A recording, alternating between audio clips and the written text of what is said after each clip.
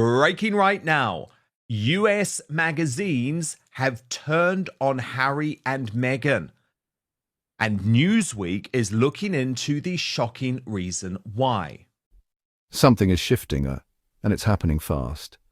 Once the darlings of the American press, Prince Harry and Meghan Markle, are suddenly finding themselves in the media's crosshairs. From Netflix deals to tell-all interviews, their every move has been under a microscope. But now, the narrative is changing, and not in their favour. What went wrong? Brittany from the Royal News Network posted on this. It seems like members of the media who tried to run interference for Meghan simply can't anymore. The cat's out of the bag, and the reports of bad behaviour are too deafening to ignore.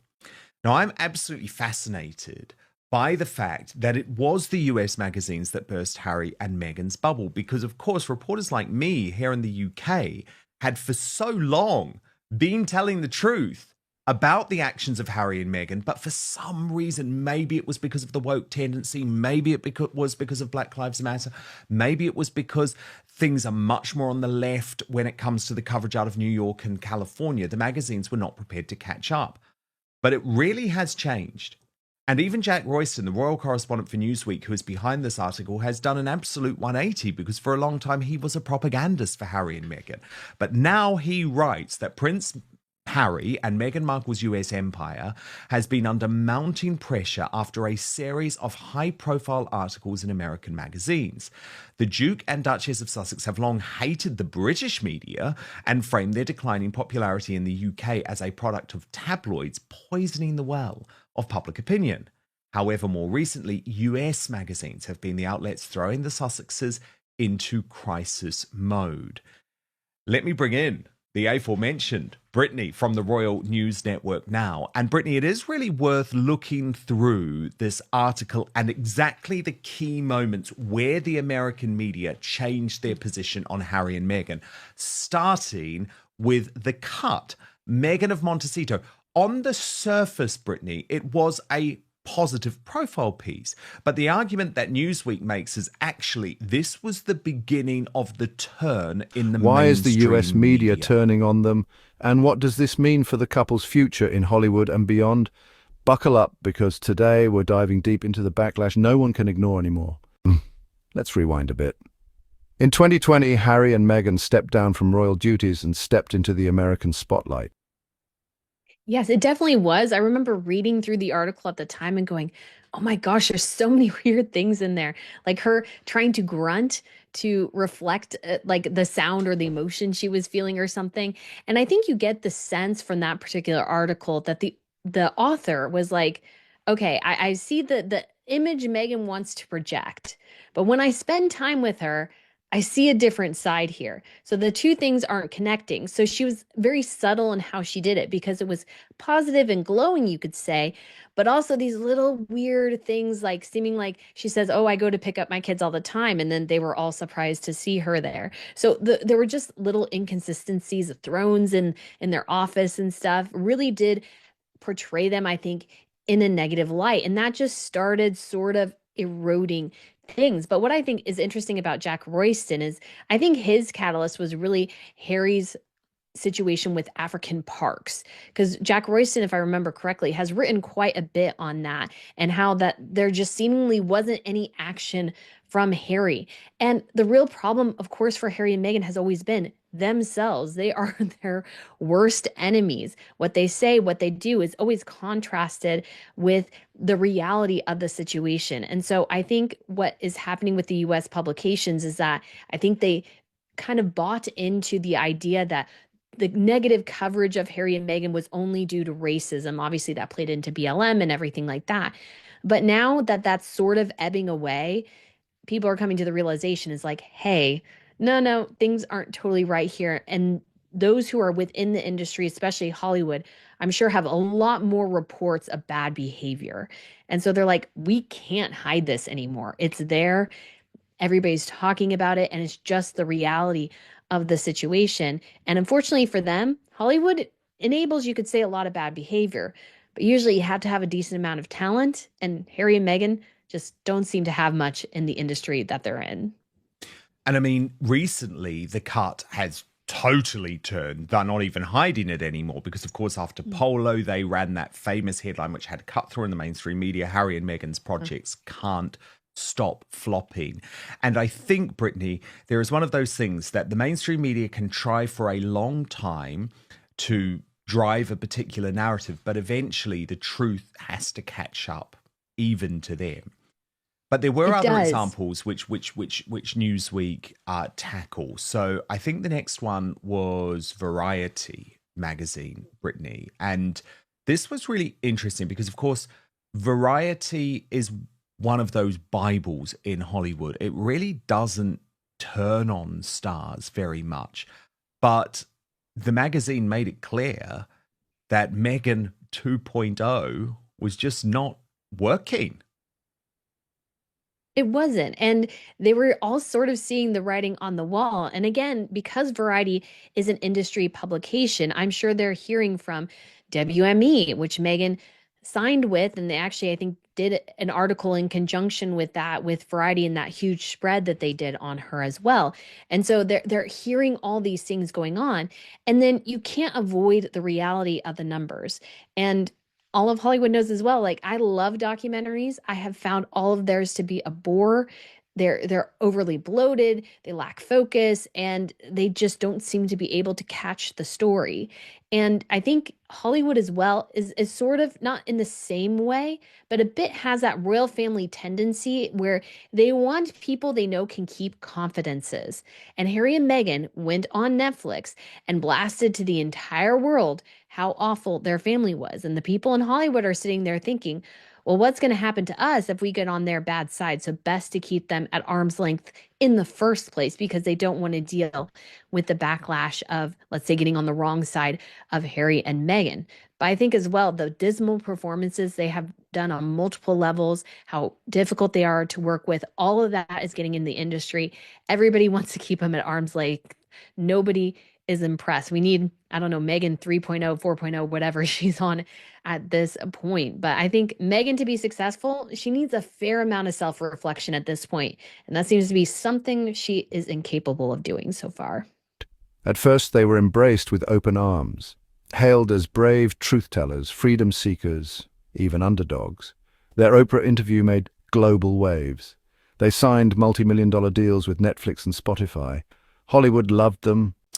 Then Newsweek actually credits themselves, and I think this is fair enough, Brittany, because remember, they were the first organisation stateside to actually run detailed polling into the popularity of Harry and Meghan. Again, it was something that many British outlets had conducted, but I think it was a moment for Newsweek to actually wake up and think, goodness me, the people who we're writing for really don't like these guys, and there's probably good reason for it. Exactly. And Dan, you saw everything that they did to the royal family. So did everybody else in the world. And people aren't dumb. They see this acting out and they're like, well, I would feel terrible if my family members treated me this way. Harry was close to his brother. Now he's not. She seems to be the catalyst for a lot of bad behavior. And so people observe and they were catching on to this situation. And I will say in the United States, I don't meet too many people, really anyone who ever really likes her. But Hollywood and definitely in Los Angeles area and New York, it would probably be a bit different and a couple other liberal hotspots around the country. But the United States is huge. And there's this area called the flyover country because, people fly from New York to Los Angeles, but there's this entire country in the middle there. And I don't think in much of the middle section of the country or elsewhere, people really like them that much. And the polling reflects that. So no matter how much the Sussex squad moans and calls to the contrary, they're just not well liked. And they haven't done anything to sort of right the ship yet at this point. So it's just going to keep getting worse and worse for them. Then I would argue the most damning, Brittany, and Newsweek, I think, agrees, is The Hollywood Reporter, because that article confirmed all of the reporting that people like me had done for years.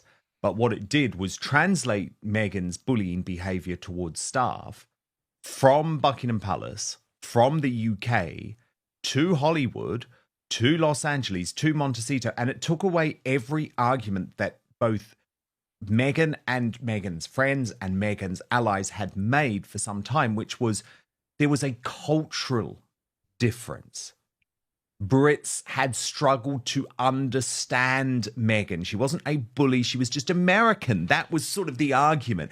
And then all of a sudden it's like, oh, all of these staff members who are having huge issues with Meghan, as revealed by The Hollywood Reporter, are American themselves. Exactly. And it came from The Hollywood Reporter, again, another industry insider.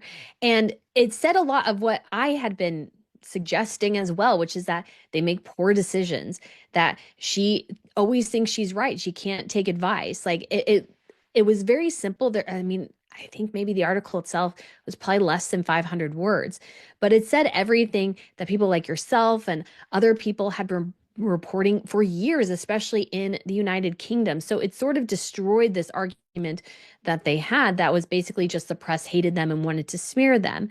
But in fact, a press within their own industry is like, no, people generally like him, was the assessment, and they just think she's terrible. That was literally a quote, she's terrible. They don't like her, they tend to like him, is their employees' experience, but he also enables her worst behavior. And so the cultural differences, nothing to do with Harry and Meghan's problems. Harry and Meghan's problems have always been Meghan, most notably, and Harry for enabling Meghan. So they can't get away from it because the problem is them themselves.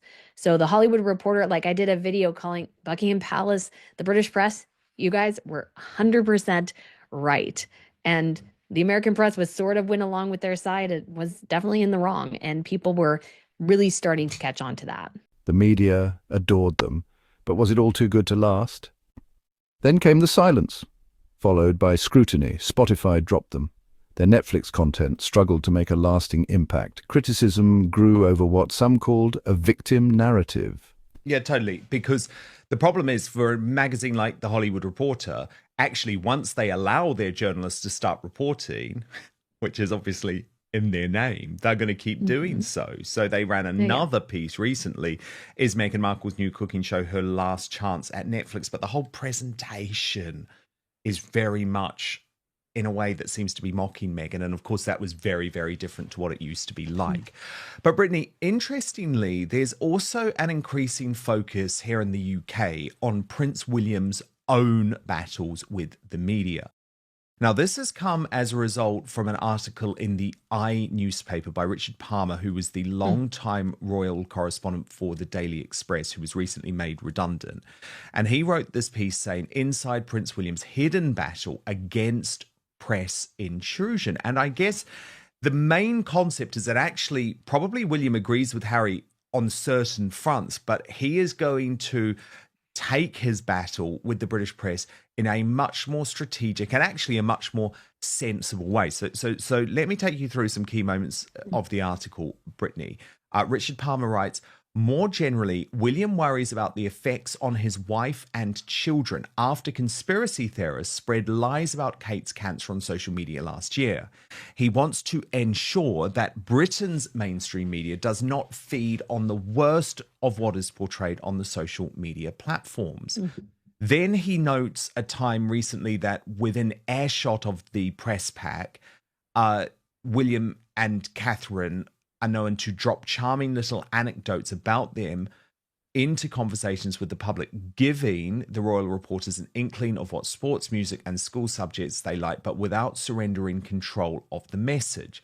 There is no press invitation to the school sports day, Christmas panto, or updates on their academic progress that previous generations of royals felt compelled to give to the nation. And Richard Palmer went on to write, "The heir to the throne staff at Kensington Palace have built strong relationships with editors and specialist reporters and often use softer negotiating skills, understandings, or, if necessary, legal warnings to try to keep intrusive stories out of the mainstream media." So what did you make of this expose about William's own practices in terms of controlling the media narrative, which is certainly far, far less aggressive than his younger brother?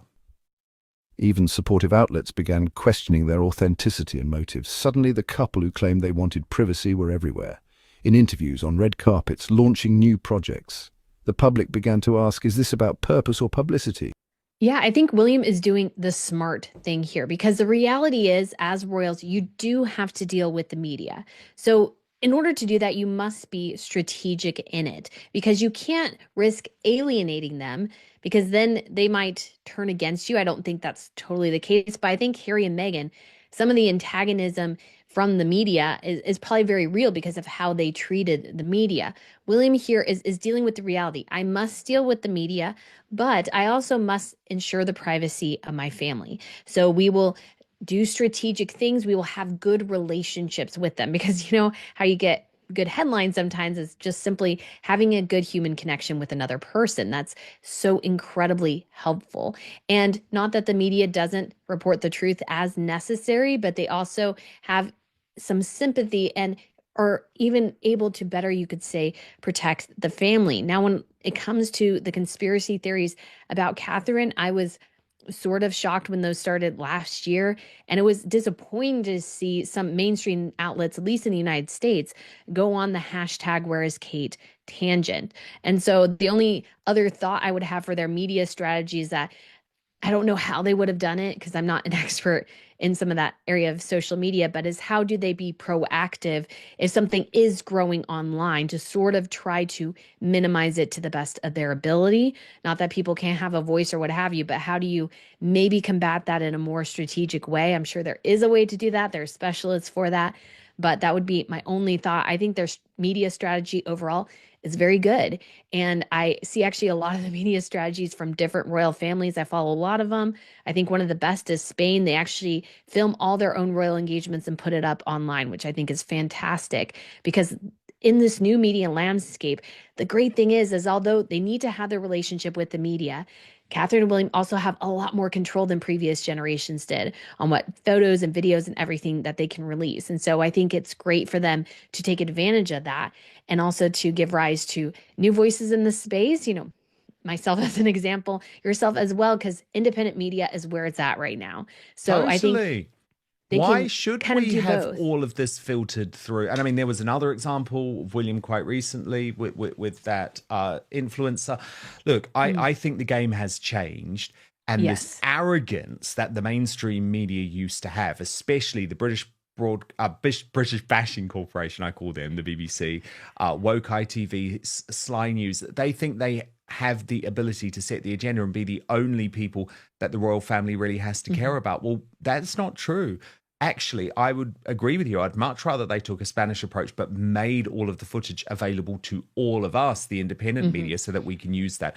And by the way, Brittany, very, very good point about social media, because I think there is an acknowledgement within Kensington Palace that they dropped the ball when it came to the Yes. I conspiracy would. theories around Catherine. They didn't deal with it quick enough. They took an old mainstream media approach. And actually, Exactly. what William is going to have to realize more and more is that very often it's not the mainstream media that sets the agenda, because in the case of this, it was social media, it was the Sussex squad, and they almost needed to have more of a rapid response unit to deal with that. But of course, it doesn't excuse what those terrible trolls were doing online, given that we know that Catherine had much bigger fish to fry, given she had just received this cancer diagnosis, and it remains an absolutely shameful period that Harry and Meghan were not prepared to speak out against the Sussex squad even then. But really, really interesting analysis as ever from Brittany, editor of the Royal News Network, and to get that brilliant independent coverage of royal families all across the globe, I really recommend you follow the Royal News Network on YouTube, subscribe to that page, because as Brittany says, very, very soon, the great thing is you're not going to have to rely on the likes of Chris Ship at ITV or Cameron Walker at GB News for your royal news, because why get it from people like that who have a clear bias, for example, towards Harry and Meghan, who are very controlled by the Sussexes? No, get your media from independent sources. But Brittany, so brilliant to speak, and look Thanks, forward to Dan. having you back next week. One thing is clear, the honeymoon phase is over. The media and the public are no longer looking through rose-coloured glasses. Whether this is a temporary bump or the start of a long-term fallout remains to be seen. But as always, we'll be watching, and keeping you updated every step of the way. Thanks for watching. Stay sharp, stay curious, and until next time, keep questioning the narrative.